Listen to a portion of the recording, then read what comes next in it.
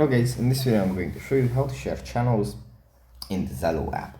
But before that, don't forget to subscribe, leave a comment down below, because at 10,000 subscribers I'm going to show you my whole YouTube revenue statistics and growth strategy. So without further ado, let's jump right into it.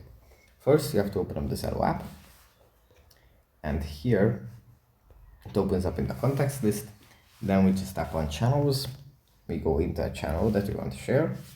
Then we tap on the icon of the channel.